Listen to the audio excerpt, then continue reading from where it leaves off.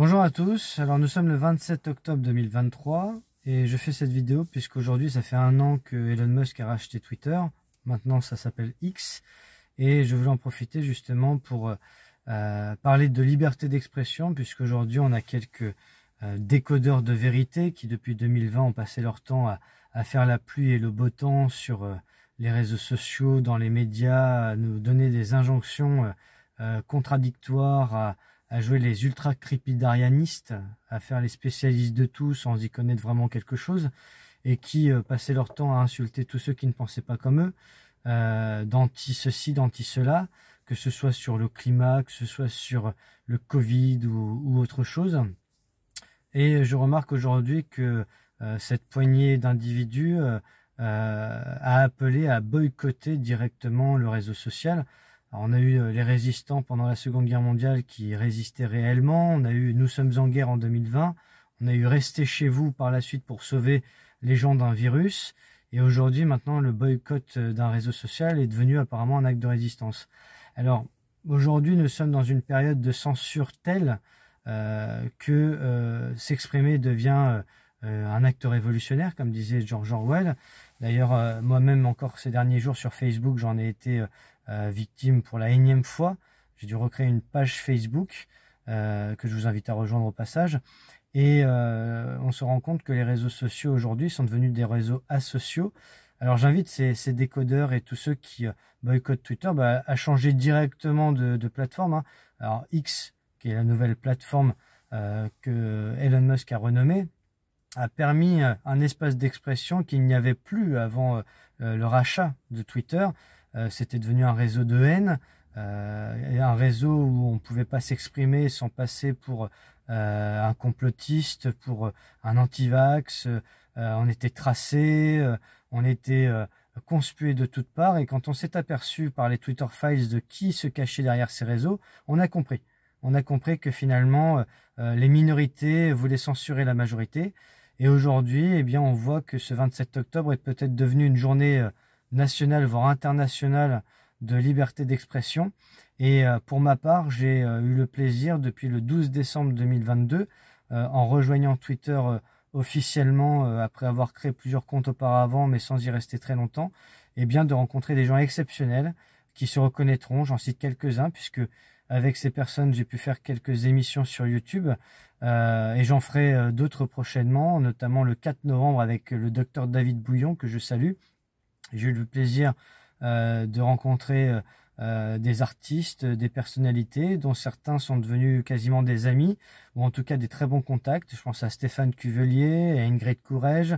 Je pense aussi à des connaissances comme Alexis Poulain, comme Mike Borowski, avec qui j'ai fait une émission et qui m'a aussi contacté sur X à l'époque, il y a quelques mois, pour faire une émission sur le harcèlement scolaire.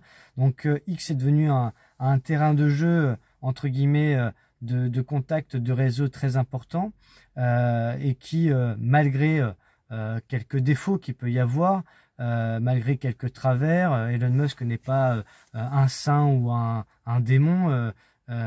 Qu'on l'aime ou qu'on ne l'aime pas, il a permis justement de recréer un espace d'expression qui était nécessaire et qui l'est encore plus depuis que l'Union européenne a décidé de mettre en place des restrictions. Et de ce fait, aujourd'hui, la liberté d'expression étant en danger sur quelques réseaux sociaux, que ce soit sur TikTok, que ce soit sur Facebook, qui pour moi, Facebook est le réseau le plus censeur qui soit, fait que on a besoin de réseaux comme X, VK également. Moi, j'ai rejoint VK après que Jean-Claude Bourré ait été, en tant qu'ancien journaliste, censuré sur Facebook, et il est allé sur VK, qui est le Facebook russe. Et force est de constater que le Facebook russe est moins censeur que le Facebook américain. Voilà, chacun se fera son opinion là-dessus. Je remarque également que depuis le conflit israélo-palestinien du 7 octobre, il y a une tension qui dépasse l'entendement. Il y a une sorte de haine entre deux parties, entre deux mondes totalement binaires.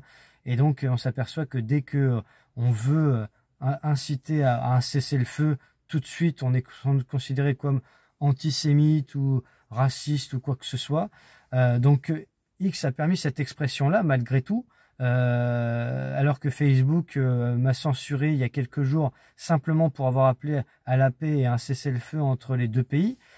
Donc on voit bien quand même la limite de cette liberté d'expression et surtout la médiocrité aussi des administrateurs de ce réseau, parce que on voit qu'il y a des pédocriminels qui sont en liberté sur les réseaux, des terroristes qui organisent des attentats via les réseaux sociaux et qui sont presque plus protégés que le citoyen lambda qui peut partager une photo d'une œuvre d'art qui montre un sexe, qui est une photo une œuvre d'art du XVIe siècle, et c'est considéré comme comment dire, l'incitation à la sexualité, ou alors comme moi le discours haineux en appelant à la paix. Donc c'est le paradoxe et la dystopie de notre époque.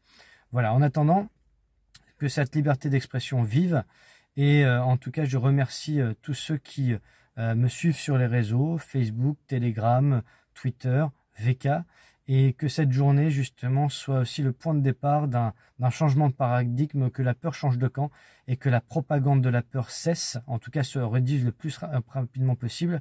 Et peut-être que cette journée peut être le départ d'un mouvement de masse avec des hashtags. Alors moi je suis pas vulgaire, mais c'est vrai qu'il y a Rudy Kikmayas ou alors Rudy rend l'argent.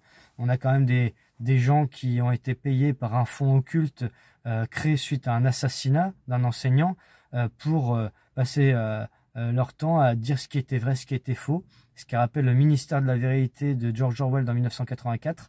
Et nous devons être suffisamment intelligents, éclairés et lucides pour ne pas se laisser influencer par des gens qui sont sortis de nulle part et qui, à mes yeux, n'ont aucune légitimité pour dire ce que nous devons penser, puisque nous avons un esprit critique et peser le pour et le contre, ça fait partie du débat. Et de ce fait, la pensée unique, la tyrannie de la pensée unique, et le fait de devoir décerner des trophées insultants, ça ne fait pas partie du débat journalistique qui devrait avoir lieu. Voilà. En attendant que cette journée permette à la liberté d'expression d'être incandescente dans tous les réseaux, et que ça puisse être un moyen aussi de s'émanciper des médias traditionnels et de laisser la place aux médias indépendants qui permettent de donner un autre débat, d'autres points de vue, et un débat contradictoire qui nous a cruellement manqué depuis ces dernières années. Voilà. Donc que la liberté d'expression vive la liberté et vive le débat. Merci à vous.